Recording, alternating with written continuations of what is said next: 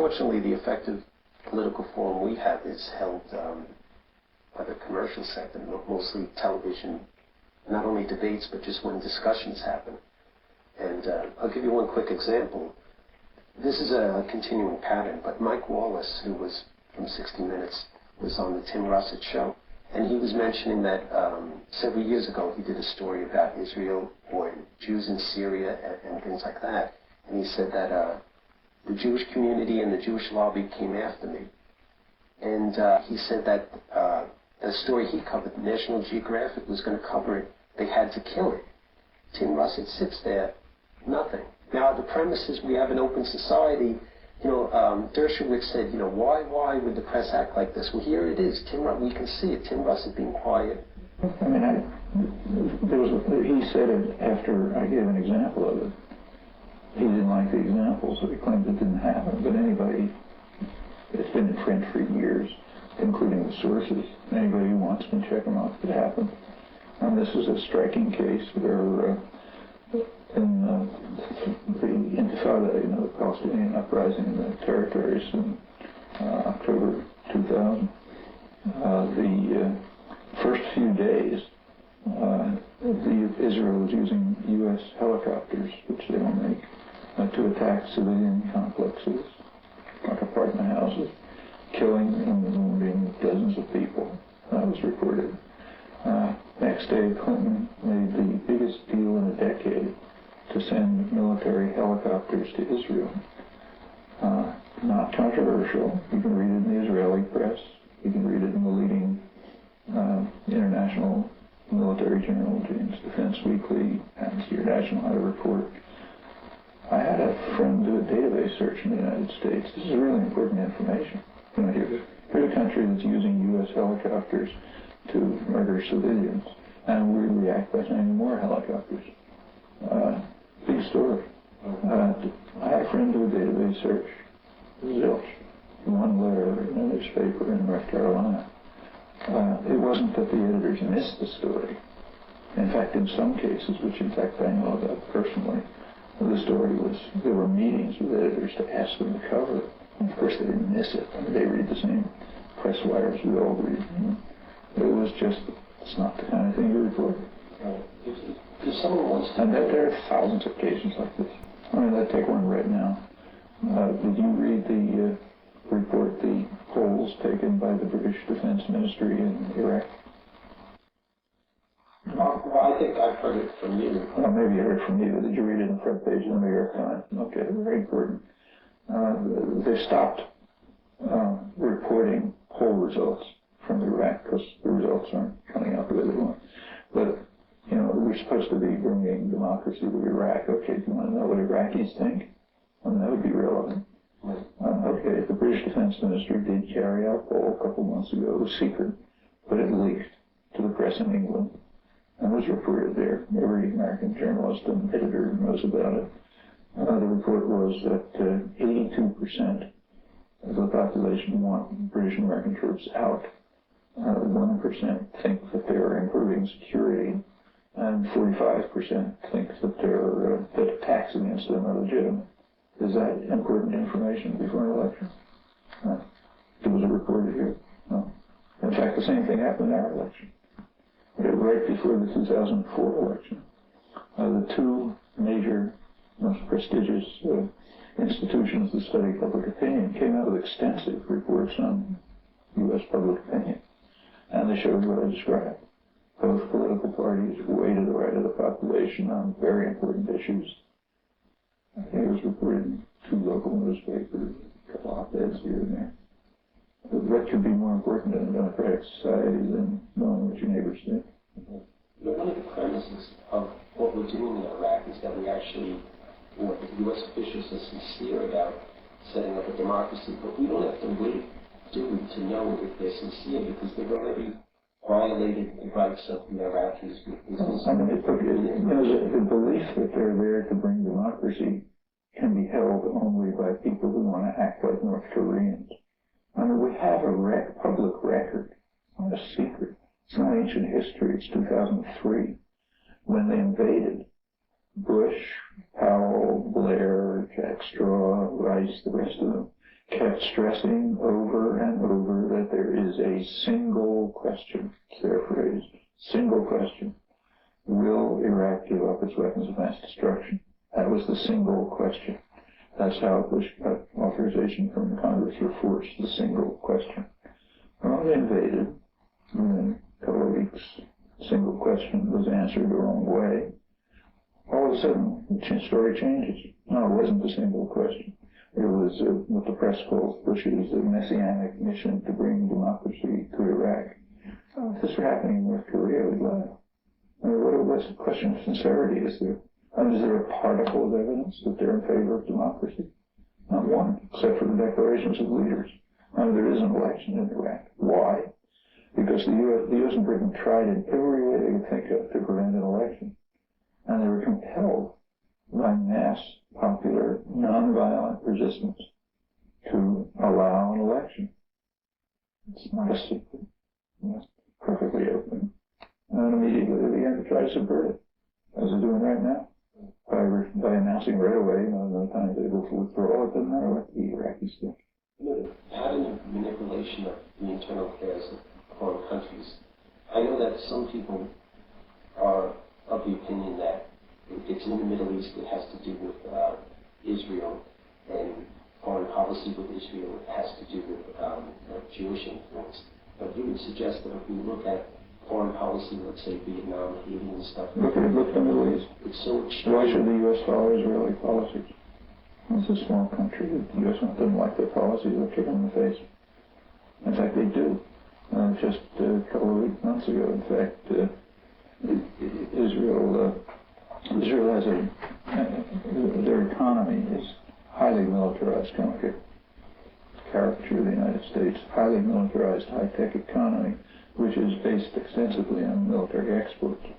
Well, China's a huge market. They're dying to send military equipment to China. And in fact, it's a crucial issue for them. A couple of months ago, the U.S. told them, no, can't do it. Israel said, well, we're going to do it anyway. The U.S. put its foot down. The U.S. the Pentagon broke relations with its Israeli counterparts, wouldn't allow them to visit the United States to talk, insisted on an apology from, not just retracting it, but an apology from Israel. Not saying, oh, we're never going to do this again. Did you see the so-called lobby make a fuss about it? They're not going to stand up to U.S. power.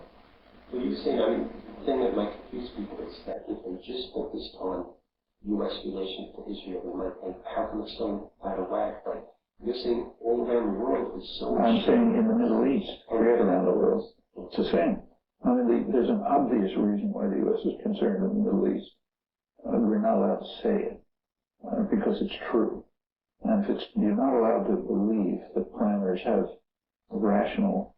carry out rational policies in terms of real interests, that's called a conspiracy theory or something like that. We can think that about everyone else, because it's obviously true. But our own leaders, we have to know some other thing. They can't be rational actors working in support of their own actual interests, the interests they represent. In the Middle East, everybody in the world outside the United States knows what the interest is. Right. It's oil. And I hear the phrase all the time, American interests. It's not American. That's why I say their interests and the interests of their constituencies, which are not the American people. Their constituency is not the American people.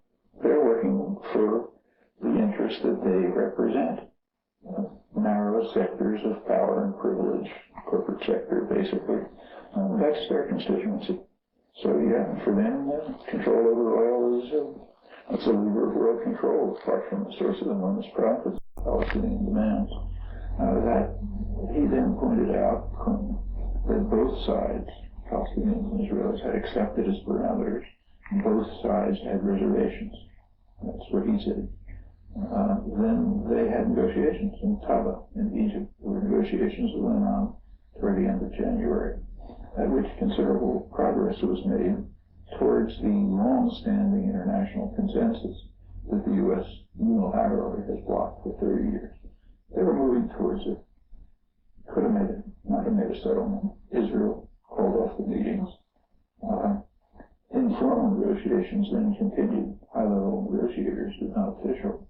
And they came up with several plans, of which the most well-known is what's called the Geneva Accord, was presented in December 2002. Most of the world, very much in favor, sent representatives, strong comments. Israel flatly rejected it. The United States just dismissed it. Talk about it. It wasn't the end, but it was a basis for a two-state settlement, pretty much in accord with the international consensus that has been quite clear for 30 years. U.S. flatly rejects it. Israel rejects it. That's it. One of the things for the U.S. to say we're going to go along. If the U.S. goes along with Israel, no choice. And furthermore, it's very possible the majority of Israelis would go along.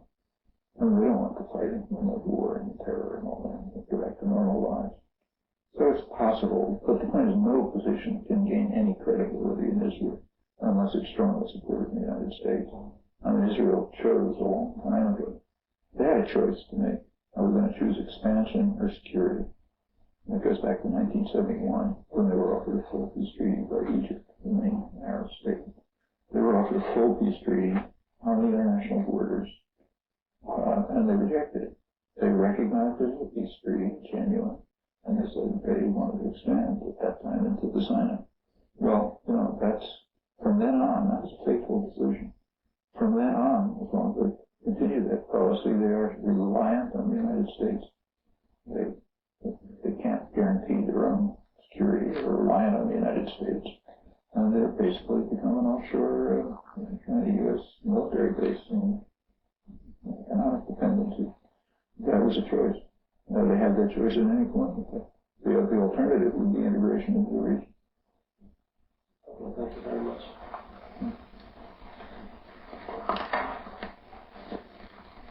It's interesting that what you said. And when people talk about the destruction of Israel, if all the Jews and non-Jews in Israel lived totally equally, the way, like, let's say, hopefully in America, that would be, by definition, the destruction of Israel, right? But Israel, the High Court, there's nothing secret about this. The High Court, the Supreme Court decision back in the 1960s, kind of part of the basic law, is that Israel is, quoting, the sovereign state of the Jewish people. That means Israel and the diaspora, not the state of its citizens. The major issue in Israel, is what's called the demographic problem. It means not enough Jews, too many Palestinians. And that's the leading public issue in the country. That's why they pulled out of Gaza. They're worried about the demographic problem. They want to draw the boundaries so that there'll be a Jewish majority, big Jewish majority. In Jerusalem, all the gerrymandering of borders and so on is openly described, as an effort to make sure that the Jewish population of whatever they want to call Jerusalem, some big area around what used to be Jerusalem, will have about 70% Jewish population. I mean, is that in discuss?